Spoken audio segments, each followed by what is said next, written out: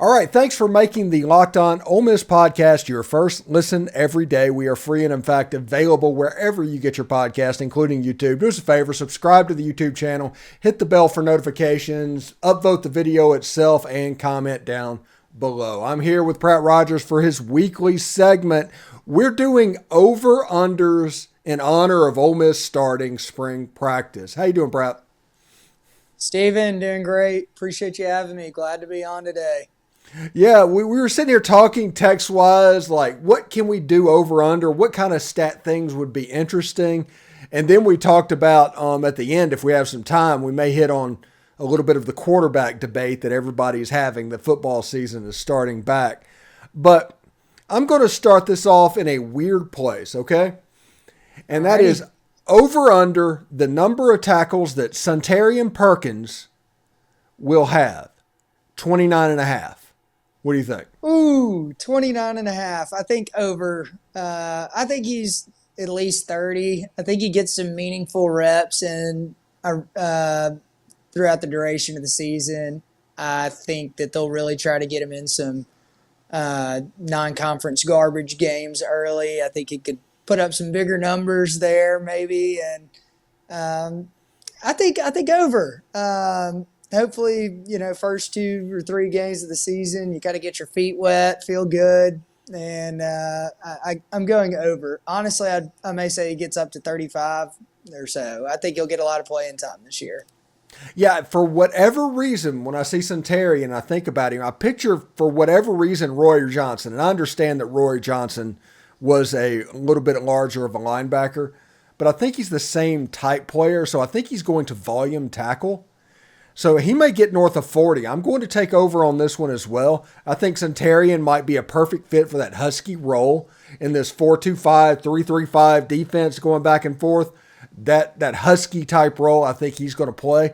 And I think he will be more of a run stopper than Tony Connor was when Tony Connor did all this 10 years ago. Yep. I think the one knock against Perkins is his size, just because he hasn't been in an SEC weight room. He's fresh out of high school.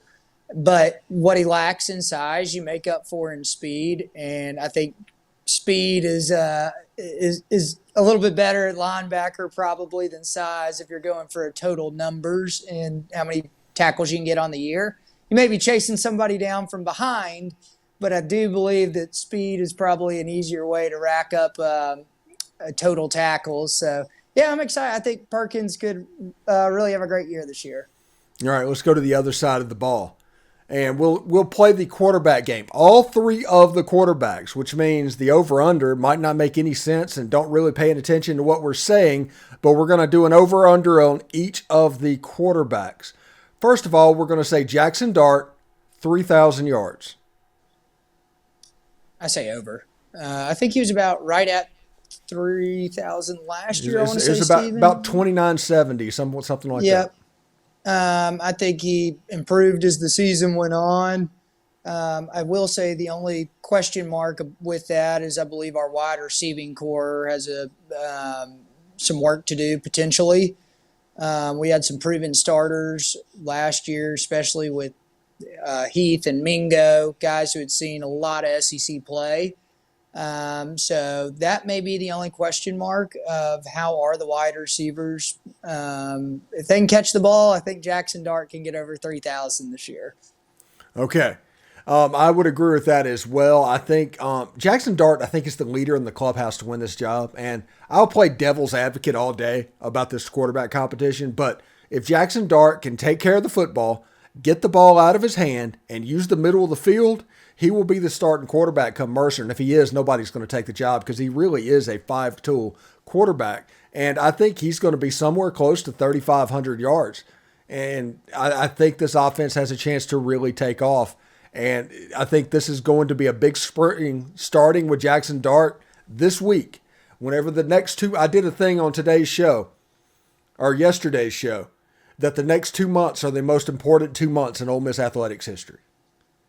And part of that is the Jackson Dart stuff and the football program, but also part of it is like Coach Yo and the Sweet 16 and Chris Beard hitting the transfer portal and Ole Miss trying to get to a baseball regional so where they don't lose momentum completely with what's going on. I think the next 2 months are going to be absolutely huge. Now, let's go to Spencer Sanders. Spencer Sanders, 5.5 rushing touchdowns. Wow. Ooh, putting me on the spot for that one, Steven. I'll go under on that one. I just don't know how much playing time he's going to get. So I'm going to say under. There may be some garbage TDs in there. I'm not sure if this is a true QB battle up into, like you mentioned, the Mercer game. I'm going under. I could see him almost having, just I hate to even say this. I just don't know if we derive a specific package for him. I mean, I just don't really see where he gets 5 touchdowns unless we're kind of throughout the year running some sort of dual QB facet, which Kiffin is not prone to do at all. So, he likes picking his guy, sticking with him through the year like we saw with Corral in the 6 interception game. We all know this. I just don't see Sanders getting a lot of PT if Dart comes in and wins the job day one. I'm going to go under. I host a Twitter space on Tuesday nights. Everybody that's watching this can join that, and we have a bunch of people that hop on and they talk and they give opinions. And we've talked about Jackson Dart, and one of these students that had a class with him said him and his family had a trouble adapting to the amount he was being run last year. Now, I don't know if that's true. I don't know what's going on about that. But if that happens in Spencer Sanders, if it is true, we may see a goal line package that Spencer Sanders can use, because Jackson Dart did not score but 1 touchdown in last year. Matt Corral the year before, I think, scored 8 or 9. So we'll see exactly what this offense runs. I'm very tempted to go under as well, because I do think the second quarterback is not going to be Spencer Sanders if Jackson Dart wins this job. I think it's going to be Walker Howard, which leads me to this question. Walker Howard, 5 games played. I'm going under on that too. I think he gets some PT time in first couple games of the year, but I'm going under on that as well. I could, now that you're mentioning the Sanders stuff, I could see some sort of cool option package. Kiffin starts running, something like that. Maybe line Sanders up as almost like a tailback or something creative. There are some sort of trick play scenarios, but going back to your original question, 5 rushing touchdowns for Sanders, I'm going under, and for Walker Howard, I'm going under on the 5 games played. I think Dart's the guy. I think, especially with Sanders being banged up and having health issues right now, I think every day that goes by is detrimental to him and his progress. Therefore, it puts Dart in a better position to start and continue to start. So, I think Walker Howard and Spencer Sanders take a very diminished role this year, personally. I think Walker Howard actually has a higher role than everybody thinks he's going to take. I think whenever Ole Miss gets to mop-up time, he is the quarterback that is going to go in, not Spencer Sanders. I think there might be a package for Spencer Sanders, but as far as a true backup, it'll be Walker Howard, because I do believe in 2024, Walker Howard is going to be the quarterback. Jackson Dart will either be in the NFL or he will transfer after this season. But Walker Howard is the guy, in my opinion, for the future. Don't disagree. So before we get out of here, let's talk about this. I put out a top 5 list of the top 5 quarterbacks of all time last week. The Grove Report is doing something in honor of spring practice starting. Who is your favorite quarterback coming through? What is your top 5 quarterback list, Pratt? Well, if the question is favorite quarterbacks, that may be different than best quarterbacks. Is the question best quarterbacks, I assume? Let's do best quarterbacks. Okay, best QBs. I think you got to start out with a fan favorite in Eli Manning at 1. I feel like Eli just kind of set the precedent for everything Ole Miss quarterback related. in the modern era. Two, I don't know who I would put it to. I'd probably maybe Archie's got to be in there somewhere, 2 or 3. Just Matt because Corral. of notoriety. Yeah. Yeah, maybe put probably Chad Kelly at 2. Got to put Archie Manning probably at 3.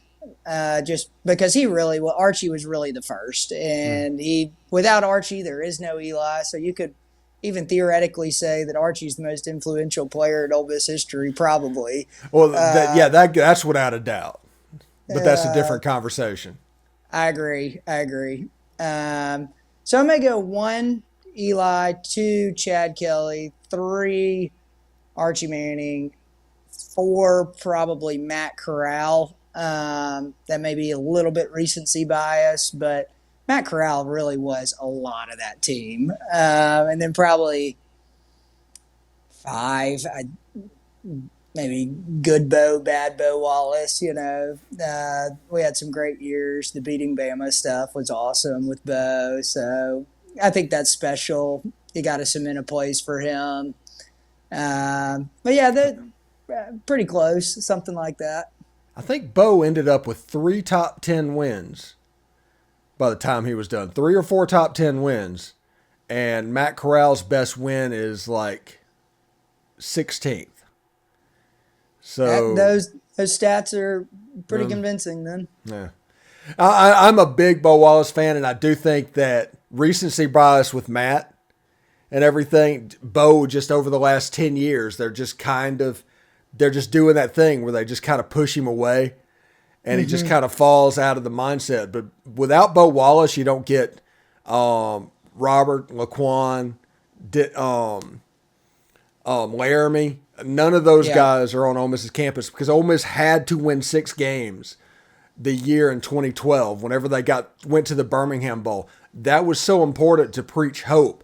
Ole Miss had just dropped a 2-10 down. So Bo Wallace was responsible for 4 wins, and more importantly, the talent infusion of that roster was amazing. And by the time it got to 14, I mean, they were just a rolling ball of butcher knives, honestly. And if Laquan wouldn't have got hurt and Bo wouldn't have got hurt, I mean, who knows if they would have won the national championship or not. And people forget how banged up Bo was throughout the duration of that season. He never hung on to it, never made an excuse about it. People also forget how much blame he was the first one to take. I mean, I know he and Freeze had some back and forth sometimes, I feel like, on, a few question marks maybe is the best way to put it. But I think Bo was absolutely somebody I would describe as a stalwart maybe for that team. He took all the blame, got very little credit, and he was perfectly fine with it. And that's probably a definition of a true leader, Yeah, and without him taking those bullets, those young guys probably wouldn't have had time to grow up. Don't disagree with that at all. All right, thanks again for making Locked On Ole Miss your first listen every day. Make sure you check out our brand new podcast, Locked On College Basketball. Everything you need to know about college basketball in one place. Plus, you can hear from big-name experts, insiders, coaches, and players.